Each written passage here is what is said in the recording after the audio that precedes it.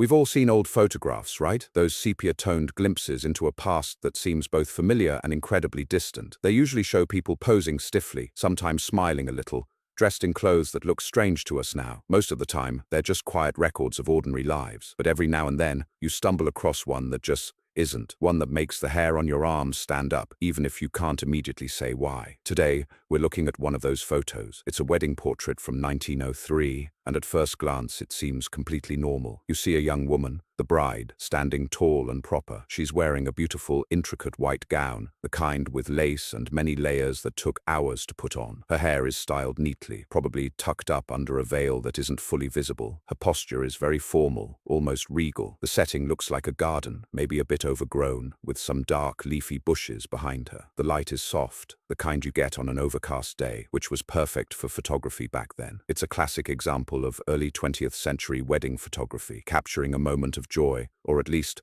what should have been joy. But then, you look a little closer, not at the bride, not at the dress, but just behind her. There's a subtle blur, a smudge almost. It's easy to miss at first, especially if you're quickly scanning the image. It looks like a trick of the light, maybe a slight movement from the photographer, or even just dust on the old negative. Your brain wants to explain it away, to categorize it as a common photographic flaw. It's just a shadow, you tell yourself, nothing important. But the more you look, the more that little blur starts to bother you. It's not quite right. It doesn't look like a lens flare, and it's too distinct to be just dust. There's a shape there, vague at first, like looking at something through frosted glass. An unsettling feeling starts to creep in, a tiny prickle of unease. It's the sort of thing that makes you lean closer to the screen, squinting, trying to force your eyes to make sense of what they're seeing. And that's when it happens. You zoom in, you push the digital image to its limits, pixelating everything around it, but bringing that one spot into sharper, horrifying focus. And what you see isn't a blur, or a smudge, or a shadow. It's a distinct, unidentifiable shape, a figure. It's tall and thin, almost translucent, but definitely there. It seems to be standing directly behind the bride, very close to her, almost as if it's looking over her shoulder. The edges are soft, not sharp like the bride's dress or the leaves of the bushes, but there's enough definition to make out what looks like a head,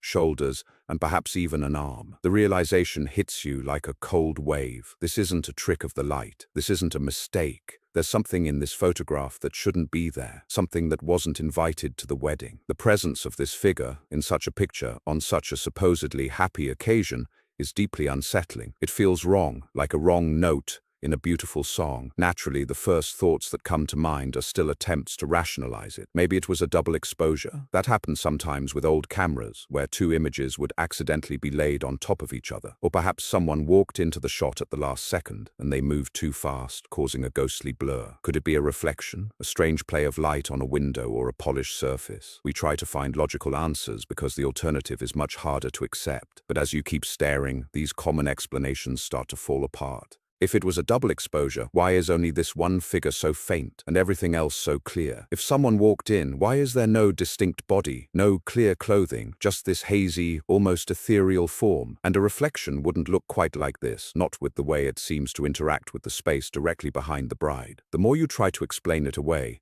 the more stubbornly present this figure becomes. It resists all your logical attempts to dismiss it. A seed of doubt begins to grow. This isn't just a simple mistake. It feels different. The unease deepens, turning into a budding sense of dread. You start to ask yourself, is this merely an optical illusion, something your brain is creating from random patterns? Or is it something more profound, something that transcends the simple mechanics of a camera and a chemical plate? The photograph, once a mere historical curiosity, transforms into an enigma. It's no longer just a picture, it's a question, hanging heavy in the air, demanding an answer that doesn't seem to exist in the realm of the ordinary. And this is just the beginning of understanding why this particular 1903 wedding portrait has baffled experts for generations. The figure behind the bride was strange enough, but as you pull back from the intense focus on that anomaly, another, equally significant detail jumps out at you. It's something so obvious, it almost feels like you should have noticed it sooner, but the mystery of the figure had been so captivating. The groom, he's not there. In a wedding portrait, the groom is conspicuously absent. This isn't just a picture of a bride, it's a picture of a bride alone, on her wedding day, standing in front of a camera that should be capturing her and her husband. This missing piece immediately opens up a whole new set of questions. Where is he? Why isn't he in the photograph? Was he late? Did he leave? Or did something else happen, something that prevented him from standing beside his bride on what should have been one of the happiest days of their lives? The absence itself is a loud statement, almost as unsettling as the faint, ghostly figure lurking in the background. It feels wrong, out of place, and it immediately casts a different light on the entire image. This photograph, passed down through generations, came with its own baggage of family history, whispers and hushed conversations, stories that were never quite told out loud, but hinted at during grave family gatherings, or when an older relative would sigh deeply looking at old photo albums. There were always veiled references to an underlying tension, a tragedy connected to this particular marriage. Not direct accounts, mind you, but fragments. A grandmother mentioning it was a difficult time for her, or an aunt saying they never really spoke about what happened after the wedding. These little bits of information, once just background noise, now resonate with sudden urgency. They suggest that the events surrounding this wedding were far from ordinary, and perhaps even traumatic. When you look at the bride's face again, knowing what you know now, her expression takes on a new layer of meaning. At first glance, she looks as any bride would, dressed in her finest, a slight smile on her lips, her eyes fixed on something just beyond the frame. But if you really scrutinize her, that smile seems a little forced, a little stiff. There's a subtle, almost imperceptible sorrow in her eyes, or perhaps a flicker of fear. It's not the radiant, unburdened joy you'd expect from a woman on her wedding day. Her gaze, while directed outward, also seems to hold a kind of detachment, as if she's present in body, but her mind is elsewhere, burdened by something heavy. She seems isolated in her grand dress, standing alone despite the celebratory context the portrait implies. The photograph, with its missing groom and its strange background figure, begins to tell a silent story. It implies a deeper, untold history, a narrative that has been carefully guarded, or perhaps just forgotten over time. The image itself becomes a kind of historical document, not just of a wedding, but of a secret. The growing realization is that this portrait holds much more than just a visual mystery. It's a puzzle box, and each new detail you uncover only makes the picture more complex, more intriguing, and much more unsettling. As these details pile up, the inexplicable figure, the missing groom, the bride's melancholic gaze, the family whispers, the dots start to connect in a chilling way. It's no longer just two separate anomalies in one frame. The emerging suspicion is that the anomaly in the background and the groom's absence are intrinsically linked. They are pieces of the same, larger story. Perhaps the figure is connected to the groom's disappearance, or maybe it's a manifestation of the very tension that kept him from the portrait. This isn't just a coincidence. It feels like a deliberate, albeit cryptic, message. This starts to form a chilling hypothesis. What if the groom didn't just miss the photo? What if he was gone? And what if the figure in the background is some kind of echo, a spectral remnant of whatever happened to him? The thought sends a shiver down your spine. The photograph moves from being a simple curiosity to a potential clue in a much darker, untold tale. It's a silent witness to an event that has been buried by time, yet somehow, through the lens of a 1903 camera, managed to leave a trace. The picture is no longer just a window to the past. It's a doorway to a mystery, one that feels increasingly ominous. The more you look, the more questions arise, and the less comfortable you become with the answers that seem to be forming in your mind. This image, once unassuming, now feels like a profound secret, waiting for someone brave enough to uncover its full, unsettling truth. The unsettling nature of the portrait, with its missing groom and the spectral presence behind the bride, quickly moved beyond mere family speculation. The photograph was too strange, too persistent in its mystery, to be dismissed as a simple anomaly. Eventually, the family, or perhaps a curious historian, decided it was time to bring in the big guns. They summoned experts. Photographic historians, with their meticulous understanding of early 20th century camera technologies and darkroom processes, were among the first to examine the image. Alongside them came paranormal investigators, individuals who approached such phenomena from a different, less conventional angle. Initially, the experts were skeptical, as most trained professionals tend to be. The photographic historians began with a systematic, scientific approach, assuming the anomaly was a technical flaw. They looked for signs of double exposure, a common issue with early cameras where two images could accidentally be imprinted on the same negative. They checked for light leaks, which could create strange flares or shadows. They analyzed the chemical composition of the print, trying to identify any signs of tampering or later manipulation. They knew the tricks of the trade, the common mistakes, and the deliberate hoaxes. Their tools were microscopes, specialized light sources, and a deep knowledge of photographic history. Their detailed analysis began with the photograph's composition. They studied the lighting, which was typical for a studio portrait of that era, suggesting careful setup rather than a casual snapshot.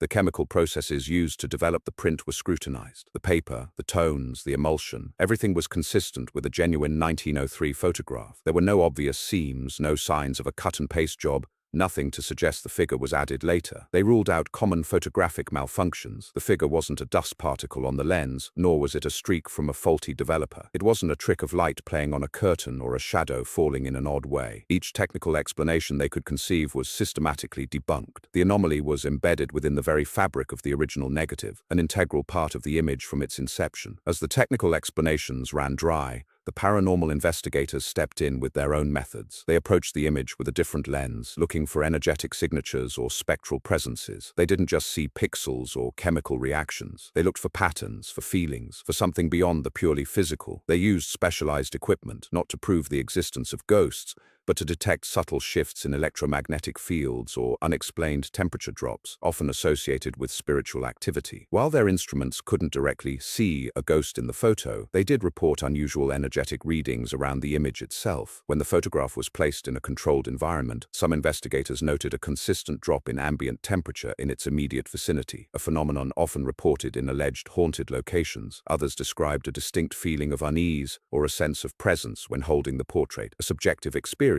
but one that many of them shared. Their initial findings suggested an unusual energetic anomaly connected to the photograph. It wasn't a clear-cut case of a ghost caught on film in the dramatic sense, but the readings and shared experiences pointed to something beyond normal human understanding. The experts, both photographic and paranormal, eventually reached a consensus of confusion. They couldn't explain it. The photographic historians, despite their vast knowledge, couldn't pinpoint a technical error that would create such a distinct yet elusive figure. The paranormal investigators, while sensing a presence, couldn't definitively categorize it or explain its photographic manifestation. The figure in the background remained an enigma. It wasn't a clear face, not a fully formed body, but it was undeniably there, a blur of something that shouldn't be. It defied their collective understanding. They acknowledged an unknown factor, something that broke their established rules and theories. The technical experts confirmed the photograph's authenticity and the figure's intrinsic presence from the time of its creation. The paranormal experts confirmed an unusual energetic signature. Neither could offer a definitive, rational explanation for the figure's appearance. The unsettling conclusion was clear. The anomaly defied conventional understanding. It wasn't a trick of light, not a faulty camera, not a deliberate hoax. It was something else entirely. The experts, despite their varied backgrounds and methodologies,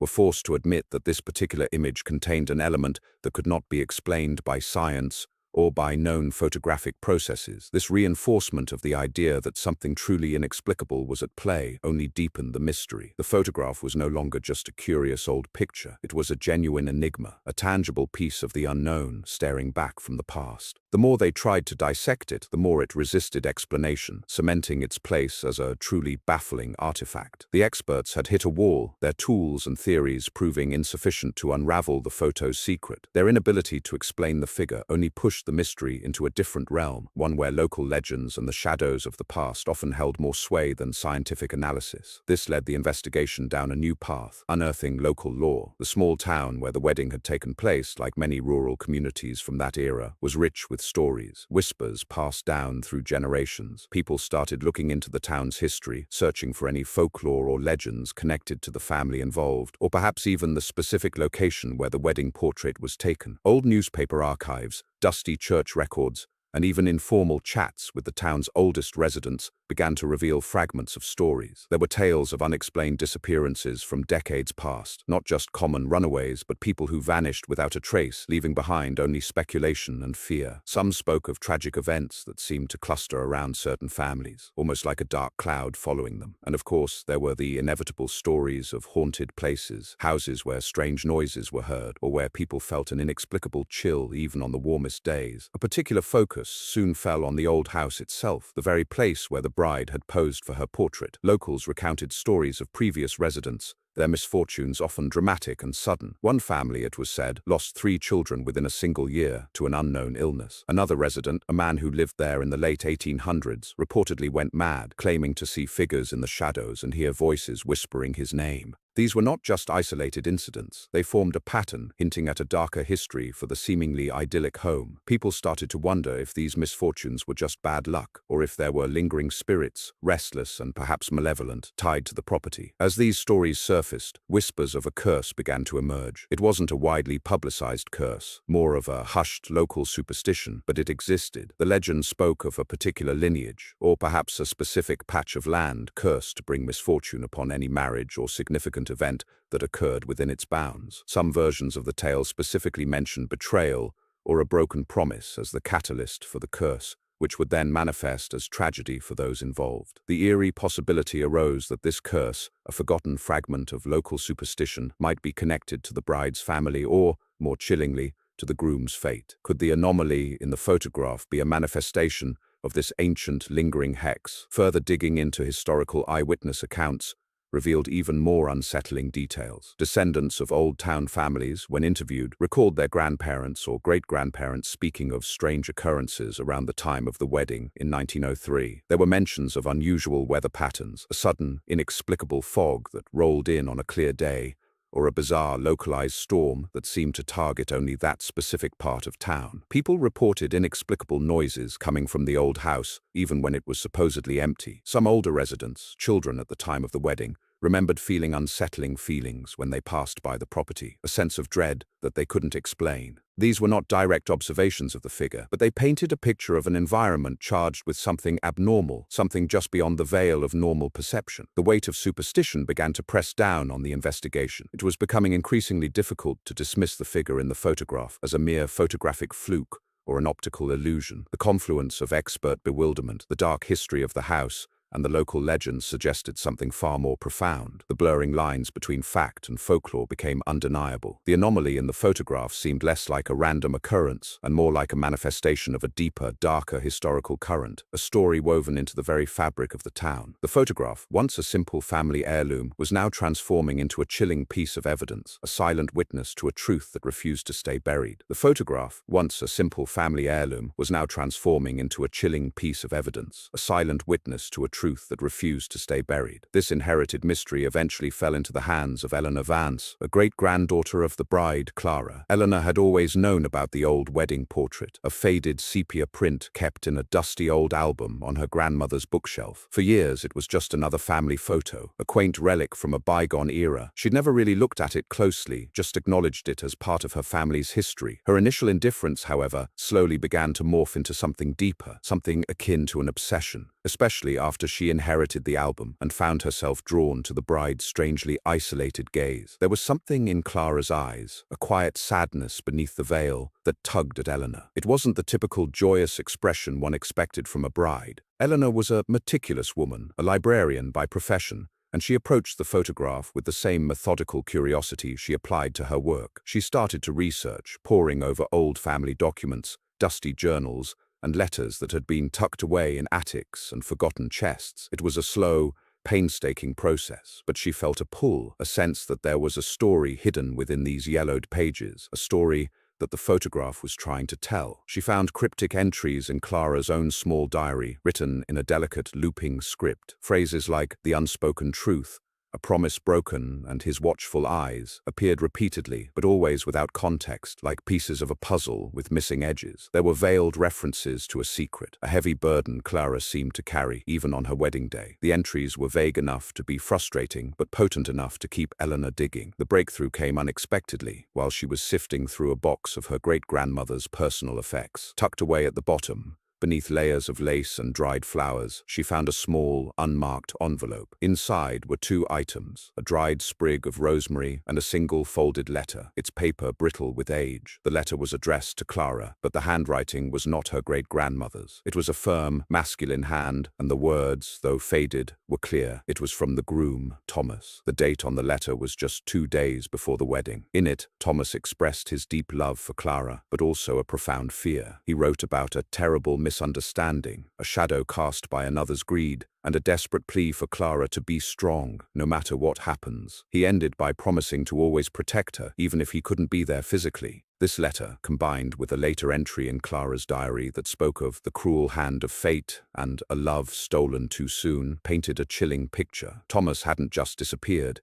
He had been taken. The local legends about the curse, the whispers of betrayal, and the unexplained occurrences suddenly clicked into place. Eleanor researched local newspaper archives from 1903 and found a small, almost overlooked article. It reported the sudden and mysterious disappearance of Thomas, a young man from a respectable family, just a day before his wedding to Clara. The article mentioned foul play was suspected but never proven, and the case was eventually dropped due to lack of evidence. It was simply labeled as a disappearance. The family had been too powerful, too influential, to allow a scandal to truly break. The shocking revelation of what truly happened to the groom hit Eleanor hard. Thomas hadn't abandoned Clara. He had been murdered, likely to prevent the marriage for reasons that remained unclear, but hinted at family feuds or financial gain. The anomaly in the photograph, that unsettling figure behind Clara, suddenly made terrifying sense. It wasn't a random distortion. It was Thomas. His posture, the way his head was slightly tilted, the desperate plea in his eyes. It was all there, now undeniably clear. He wasn't just a shadow. He was a spectral manifestation, a lingering echo of his suffering, captured in the very moment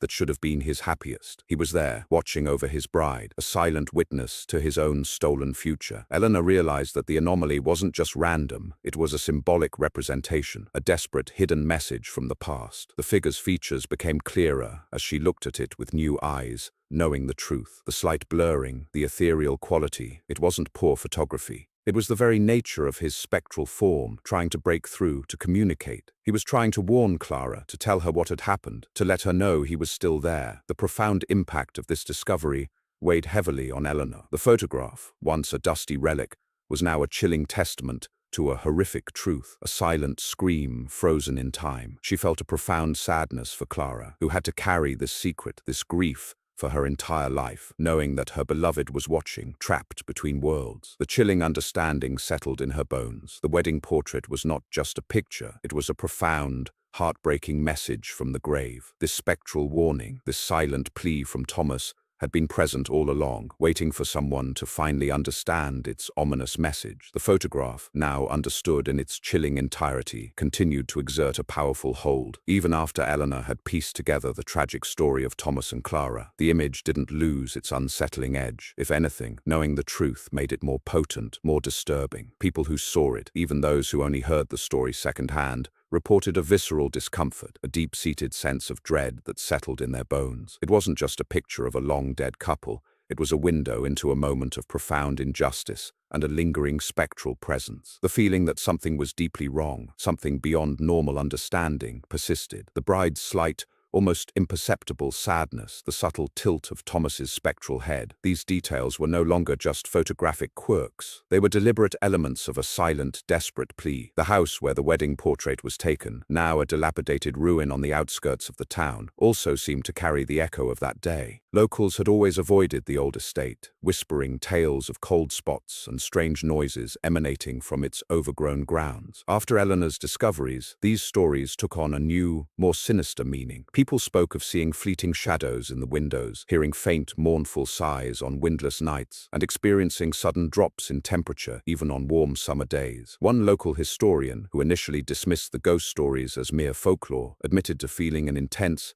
inexplicable sadness whenever he ventured near the property. He described a heavy, oppressive atmosphere, as if the very air itself held a forgotten sorrow. It wasn't overt poltergeist activity, but a subtle, pervasive sense of a lingering presence, a residual energy clinging to the place where a life had been unjustly cut short. It was as if Thomas's spirit, trapped in that photograph, also had a tether to the physical location of his final, doomed moments. Eleanor herself found it hard to shake off the experience. Uncovering such a profound and tragic secret took an emotional and psychological toll. The old photograph, which she now kept under lock and key, felt like a constant burden. She often found herself staring at it, trying to decipher more from Thomas's almost visible features, feeling a strange connection to the past. She started having vivid dreams, not nightmares exactly, but unsettling visions of old houses, hushed conversations, and a man's desperate, silent plea. Sometimes, she'd wake up feeling as though someone was watching her, a sensation that would only subside after she consciously reminded herself that the ghost,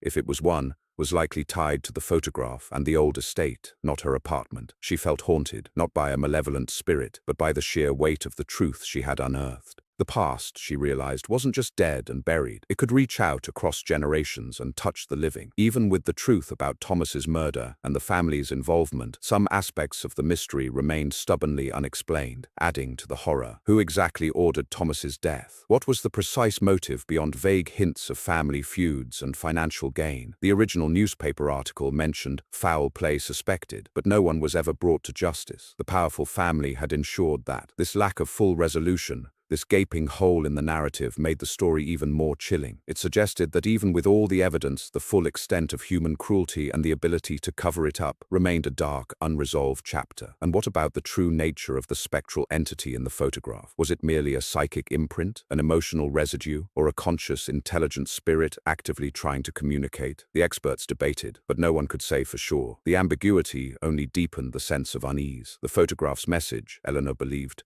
extended far beyond its immediate context. It served as a potent cautionary tale, a stark reminder that hidden truths have a way of persisting, sometimes manifesting in the most unexpected forms. It spoke to the persistence of the supernatural, the idea that some evils, some injustices, refuse to be forgotten. The image was a warning across generations, a silent scream against the silence of history. It taught Eleanor that the past is never truly gone, and that sometimes the dead have a way of speaking, if only we are willing to listen. The story of Thomas and Clara, captured in that single haunting image, was a testament to the fact that even in the most joyous of occasions, horror can hide in plain sight, waiting for anyone to finally see it. The photograph, with its spectral warning, was a profound and terrifying historical document, a chilling reminder that some secrets refuse to stay buried. The full picture of horror slowly came into focus for Eleanor, a mosaic of betrayal, loss, and the undeniable presence of the supernatural. It was a chilling narrative that connected all the disparate elements: the missing groom, the strange figure, the family secrets, and the tragic end of a love story. Thomas, murdered by his own family to prevent a marriage they deemed unsuitable, had lingered. His spectral form, captured unwittingly in the wedding portrait, was a desperate plea, a final act of communication from beyond the grave. The photograph wasn't just a picture. It was a crime scene, a confession, and a memorial, all rolled into one faded piece of paper. Eleanor felt the weight of it all, the centuries of silence finally broken by her persistent digging. Clara, the bride, stood at the center of this tragedy, her image forever frozen in a moment of both joy and terror. Her radiant wedding dress and hopeful gaze were undercut by the subtle sorrow in her eyes, a sorrow Eleanor now understood. Clara hadn't been oblivious. She had seen him, or at least felt his presence. Her expression, once interpreted as a simple bridal nervousness, was now clearly a silent scream, a desperate acknowledgement of the spectral warning unfolding behind her. She was trapped, a beautiful prisoner, in a moment where happiness was brutally snatched away, replaced by the chilling reality of her beloved's murder. Her eternal connection to that spectral warning made her a tragic figure, a silent witness to an unspeakable act, unable to speak of it herself. The imprint of the unseen, Thomas's spectral figure, had a profound impact. It proved, to Eleanor at least, the existence of forces beyond human comprehension. It wasn't a trick of the light or a smudge on the lens. It was Thomas, or what was left of him, a desperate echo of his soul. His role in the photograph was not just that of a victim, but as a silent witness and,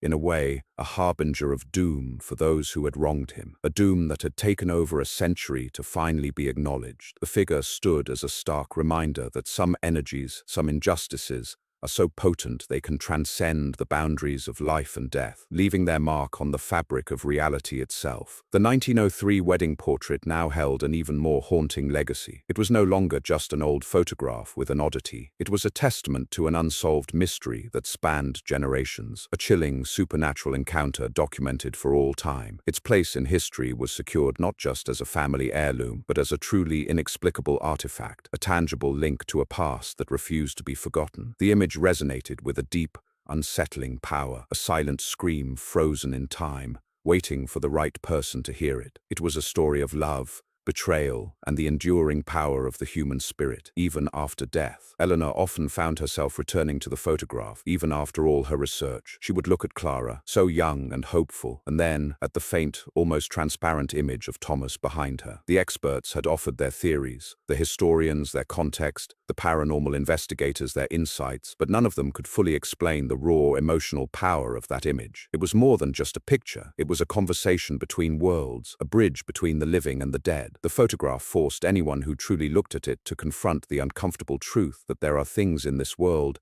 that defy rational explanation, things that linger long after they should have faded. The lingering question, the one that truly gnawed at Eleanor, was what other secrets did old photographs hold, waiting to be unearthed? How many other families had similar images tucked away in dusty attics, images that held silent warnings or told untold tragedies? The thought was both fascinating and terrifying. It suggested a pervasive nature of the unknown, a hidden layer of horror that could hide in plain sight, disguised as mundane family relics. Every old portrait, every faded landscape, every sepia-toned snapshot could be a gateway to a hidden history, a silent scream from the past, a spectral warning waiting to be heard. Eleanor knew her life was irrevocably changed by this discovery. She had started as a curious historian, a researcher trying to piece together a puzzle. She ended as someone who had stared into the face of a true supernatural phenomenon, a witness to a century-old tragedy that still resonated with power. The photograph was a constant companion now, a reminder of the fragility of life and the persistence of death. It was a stark warning that the past is never truly past, and that sometimes the dead have a way of speaking, if only we are willing to listen. The story of Thomas and Clara, captured in that single haunting image, was a testament to the fact that even in the most joyous of occasions, horror can hide in plain sight, waiting for someone, anyone, to finally see it. The photograph, with its spectral warning, was a profound and terrifying historical document, a chilling reminder that some secrets refuse to stay buried. It served as a beacon for the unseen, a testament to the fact that not all stories end when the living do. Some stories, some spirits continue to speak, whispering their truths across the veil of time, forever etched into the very fabric of existence, waiting for an ear to finally hear their plea.